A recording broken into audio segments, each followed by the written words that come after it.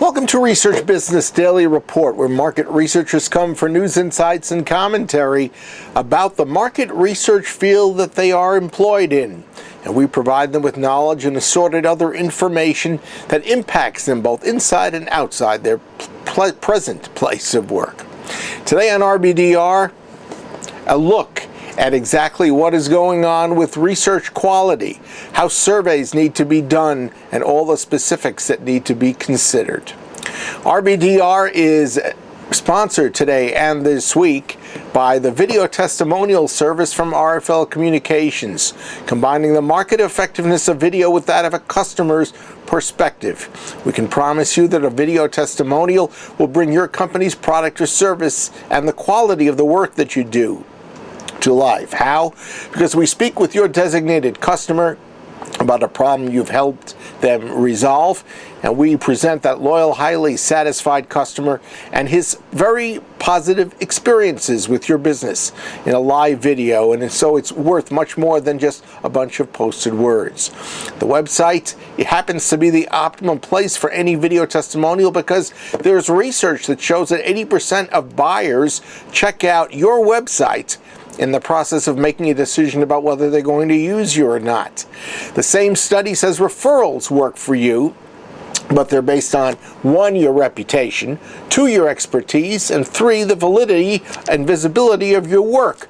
And all of those are established on a website. So, as you can see, the website has the power to elevate your business capabilities from standard awareness to better perceptions along a continuum that first reaches consideration and ultimately, you hope, will get to advocacy. And if you have a case history on your website already, well, that's great, but did you know that the typical video testimonial is twice as effective as any case history? And that means that the multiple versions of your video testimonials that we promise to deliver will increase revenues and profits for your business. We can discuss your situation. You can see my email address on the screen to my right, and also my phone number, and I'm waiting to hear from you. When Gail Conn decided to launch her research agency, she knew, as any entrepreneur would, that there had to be several important points of difference in her business. So she decided to make her research vivid, engaging, and empowering, to make it easier, faster, and higher quality, and to provide reports that deliver clear results, relevant insights, and better actionable insights. And the core for all of that can be the survey questionnaire, how it is created and how it is maintained in terms of its quality. Gail actually contacted us several months ago after watching several of our RBDR videos, and we discovered as we talked with her that research clients have been particularly taken by the care that she puts into the quality of her work, some of which we recently reviewed with her. When we started this company, one of the important things was we needed to be distinct. You know, there's a lot of research companies out there, and what were we going to do? So first of all, we decided to make the survey instrument interactive. And once you've made that interactive, then you had to figure out that the questions you were going to ask had to engage people, because maybe sometimes, you know, you were asking people to read, but in today's world, we ask people to listen. We read questions to people because I know you're not reading, particularly with younger people too. I mean, what if people don't speak English? You know, you read them a question. Listening is a different skill set than reading. So listening is a very compelling thing you can do on the internet today.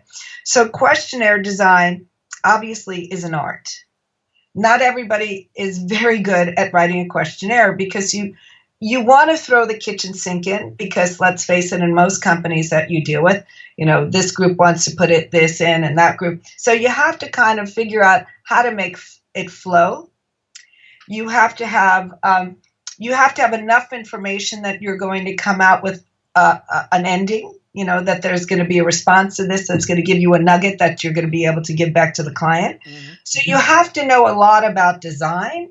You have to know all the different research methodologies, and you also have to know how to not put people to sleep, even though you want to ask them all these things. So essentially, we like to do a 10-minute survey and try and not repeat ourselves. When we write a questionnaire, there's a couple of other departments that look at everything and say, okay, we said that already. We can say it better here, because we also put in things that, the respondent may not expect this question there, but we want to see if they're paying attention. So we make sure that they're paying attention by asking them sometimes things that they weren't expecting. We do incentivize. In fact, on a personal level, I think that this is going to sound controversial, but if you want to make America great again, you got to incentivize people to do things. You want people to clean your streets, incentivize them to pick up the trash. People's time is valuable. Even if you think that person is an unemployed lout sitting on the couch, he's going to do something and take something seriously if you treat him like a person. The survey itself has lots of bells and whistles. So just say we want people, if a company comes to us and, insists on, oh, gee, it has to be on a mobile phone. Oftentimes we'll say, listen, there's a lot more real estate on a desktop. There's a lot more real estate on a tablet. If you want to get more bang for your buck, think about the space implications and think of what you can do. So it's your choice. If you're definitely wedded to the mobile phone, you're very limited as to what can happen. You mentioned basically giving the option to the respondent as to what to take and when to take it. Is that more and more prevalent? I think every company has different ideas about it. I mean, some companies really only do mobile today. Some companies only do things on tablets today. Tablet is great if you're capturing people, in a shopping process. If you're going to capture them and you're going to, but then also somebody's watching you. I mean, there's that instance where you have somebody over you looking at, they have the tablet, you're watching them. We like the anonymousness of your desktop, because most people have a desktop at somewhere or another, or they have a laptop, okay? And there's still that nice relationship that you're by yourself, you can take your time. Sweet spot, obviously, is 10 minutes. Do companies do 12, 15? By the time, honestly, after 15 minutes, I could practically go to sleep. It's a long time online. One of the things that I really have an issue with are grids that might be asking me 20 questions down the row, and I immediately basically shut down and stop. This is actually music to my ears. So, grid questions. So we break them up. And so we'll ask something, and then we'll have the question maybe in the middle again. We're not really big on long grid questions. In fact, a very, probably the most well-known networking group online, LinkedIn, right? I'm a power user, and they sent me 3 studies recently. The grid filled up my entire screen. I mean, I felt like I was at a ping pong match. I was going to left. I couldn't, after the 4th one, I'm like, you must be kidding me. I can't do this. And they were not only left to right, but like 20 of them down the page. I mean, honestly, I got lost in the dots. Catch-all question about questionnaires. Generally, are they getting better, worse, or about the same? Depends who you're asking. I think that everybody has their own style.